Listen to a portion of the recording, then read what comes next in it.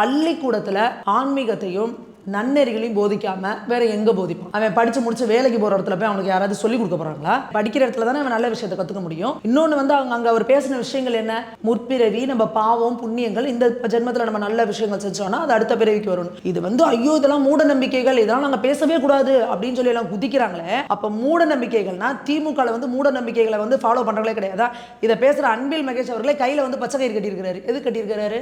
நீங்களாம் ஃபாலோ பண்ணுவீங்க. நீங்க என்னைக்காவது தேர்தலுக்கு வந்து மனு தாக்கல் பண்ண வராங்கல்ல, மனு தாக்கல் பண்ண வர திமுக அமைச்சர்களோ நிர்வாகிகள் யாரா இருந்தாலும் சரி, ராகு காலத்துல ஏமாகுண்டத்துல வந்து மனு தாக்கல் பண்ணி நீங்க பாத்திருக்கீங்களா? அப்ப அது மூட நம்பிக்கை இல்லையா? அப்போ நீங்க எல்லாம் ஊருக்கு தான் உபதேசம் பண்ணுவீங்க, நீங்க அதை செய்ய மாட்டீங்க. எதை நீங்க மூட நம்பிக்கைன்னு சொல்றீங்க? திருவள்ளுவர் திருக்குறள்ல ரொம்ப தெளிவா சொல்றாருல, பிறவி பெருங்கடல் நீந்துவார் நீந்தாதார்னு. அப்போ திருவள்ளுவர் வந்து அந்த சொல்ற கருத்துக்களை தான் அங்க போய் சொல்லியிருக்காங்க. அவர் திருவள்ளுவரை சொல்றாரு, திருமூலரை சொல்றாரு, கணியன் பூங்குன்றனாரை சொல்றாரு. இவங்கெல்லாம் தமிழ் புலவர்கள் இல்லையா? இப்ப இவங்கெல்லாம் மூட நம்பிக்கையை பரப்பனவங்கன்னு கொண்டு வந்துட்டீங்களா நீங்க?